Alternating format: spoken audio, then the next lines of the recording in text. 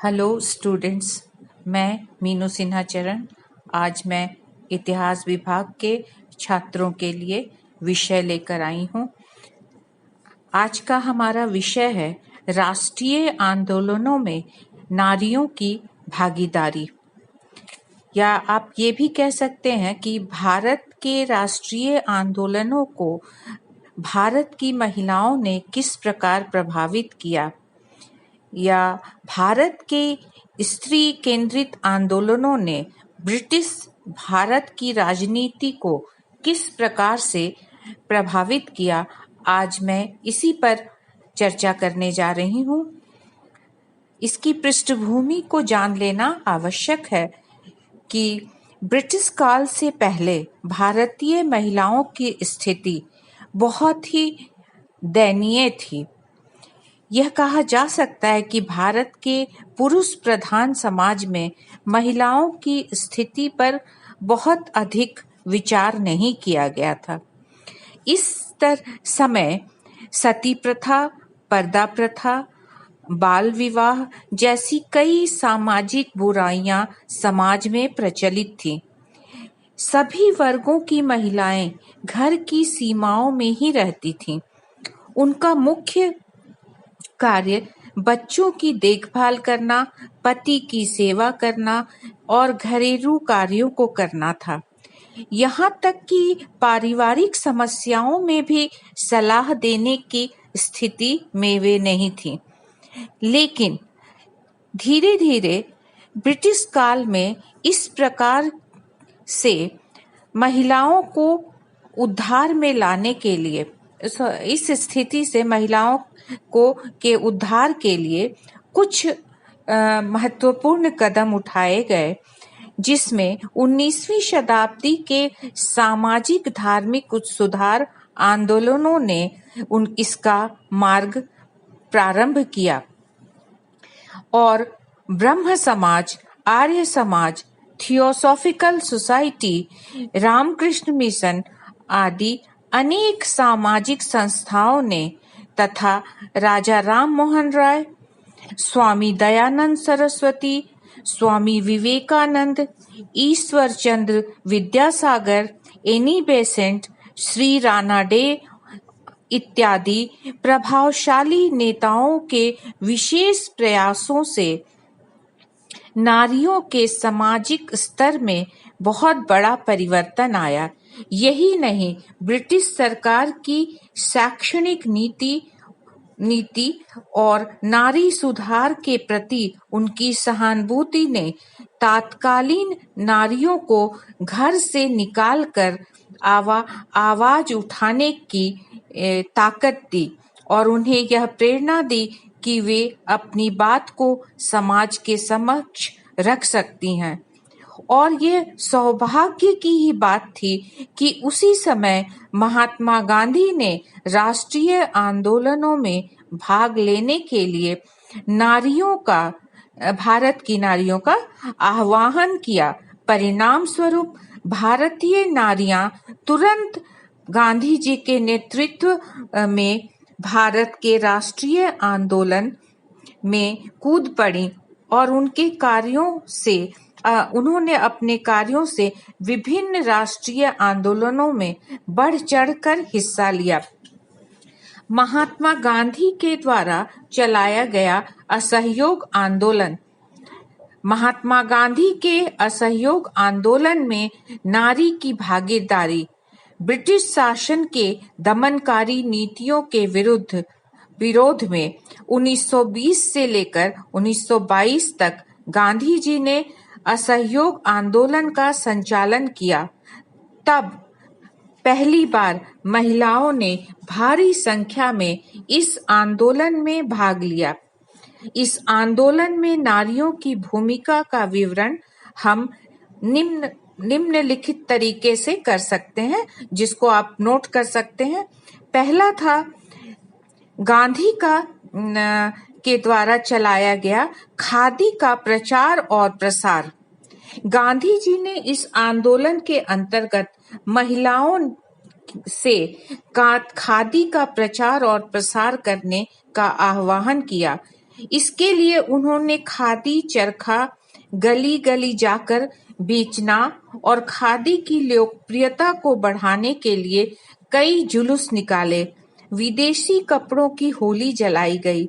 इसके साथ ही साथ शराब के लाइसेंस की सरकारी दुकानों की भी नीलामी को रोकने के लिए उन्होंने शराब की दुकानों पर भी धरना दिया। इसी क्रम में आगे मैं बताना चाहूंगी, प्रथम महिला संगठन का गठन भी हुआ। राष्ट्रीय आंदोलनों में भाग लेने के क्रम में अनेक भारतीय महिलाओं ने सर्वप्रथम 1921 में कांग्रेस के सम्मेलन में भाग लिया। इस सम्मेलन में महिलाओं की संख्या 141 थी, जिसमें 127 स्वेच्छा से ये कार्यकर्ता बनके इसमें आई थी और 14 महिलाएं जो विभिन्न समितियों से संबंधित थीं। इसके बाद उन्होंने मुंबई में एक सभा का गठन किया, जिसका नारा था राष्ट्रीय स्त्री सभा रखा गया था। इस सभा का मुख्य उद्देश्य राजस्व तथा महिलाओं का उत्थान करना था। भारतीय राजनीति में यह प्रथम महिला संगठन था जिसका संचालन बिना पुरुषों के सहयोग के किया गया था। इस सभा को राष्ट्रीय महिलाओं के द्वारा चलाया गया था। इस सभा की सदस्यों ने पूरी तरह से खादी का प्रचार किया और इस क्षेत्र में उन्होंने अपने उद्देश्यों की पूर्ति शांतिपूर्ण तरीके से की थी। स्वराज प्राप्ति के लिए उन्होंने घर पर ही सूत काटना प्रारंभ किया, लेकिन अन्य उद्देश्यों की पूर्ति के लिए उन्होंने राजनीतिक गतिविधियों से पूर्ण रूप से सहायता ली। इस सभा के सदस्यों के द्वारा 1921 में प्रिंस ऑफ वेल्स की यात्रा का भी विरोध किया गया। उन्होंने खादी की बिक्री के लिए शहरों में विभिन्न प्रकार की प्रदर्शनियां और कई केंद्र भी खोले। साथ ही साथ घर घर जाकर खादी को बेचा और खादी को घर घर पहुंचाया। इसके बाद उन्होंने गांधी जी के साथ मिलकर हरिजनों को शिक्षा देने की व्यवस्था की। हरिजनों के उद्धार से संबंधित गांधी जी के विचार से प्रेरित होकर इस सभा की महिला सदस्यों ने हरिजनों के लिए शिक्षा का प्रबंध किया। इसके लिए उन्होंने मुंबई में जी वार्ड में विभिन्न स्तर की कक्षाएं भी चलाई। भारत में इस प्रकार की कक्षाएं भारतीय महिलाओं द्वारा 1921 टू 1930 तक संचालित किया गया। इसके बाद महिलाओं की जो मुख्य भूमिका थी वह था आर्थिक सहायता करना। जब गांधी जी ने आंदोलन के लिए पैसे की व्यवस्था करने के लिए तिलक कोष की स्थापना की, इस सभा की सदस्यों ने मिलकर 4,519 रुपीज 4,519 रुपये जमा कराए, लेकिन गांधी जी ने इस सभा के कार्यक्रमों को आगे बढ़ाने के लिए उक्त राशि को वापस कर दिया। इस पैसे से एक खादी भंडार स्थापित किया गया, जिसमें लड़कियों द्वारा वस्त्र की कताई की जाने लगी और उन वस्त्रों पर वो कढ़ाई करने लगी। इसके साथ साथ प्रदर्शनियां और विद्यालयों की भी स्थापना की गई। इसी क्रम में राष्ट्रीय संस्था के रूप में सभा के कार्य शुरू हुए।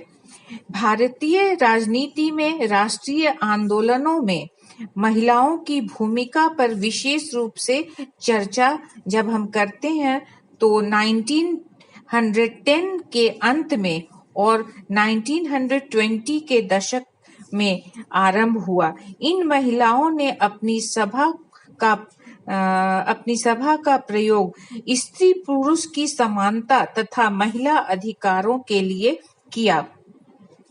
इस सभा की मुख्य महिला एक्टिविस्ट ने 1921-22 में एक घोषणा की, जिसमें उन्होंने कहा कि स्वराज का अर्थ अपना राज्य तथा स्वराज का अर्थ शक्ति और ताकत, इस अपनी इच्छा की पूर्ति के लिए। इस संबंध में एक अन्य महिला एक्टिविस्ट ने कहा कि स्वाधीनता दी नहीं जा सकती, अपितु उसे जबरदस्ती लेना पड़ता है।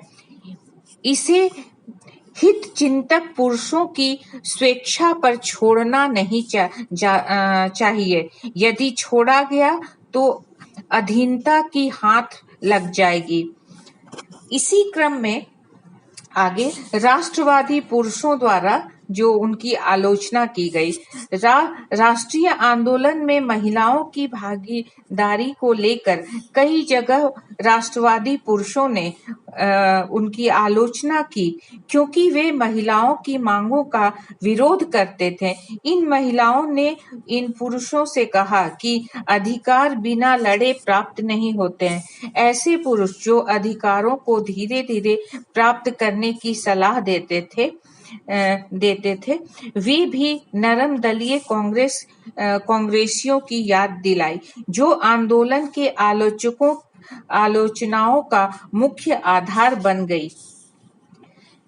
महिला अधिकारों के संबंध में अनेक विचारधाराएं सामने आईं और इन विचारधाराओं में नारी और पुरुष के अंतर को दूर करने की बात की गई और उनकी गुणवत्ता पर विशेष ध्यान देने के लिए कहा गया था।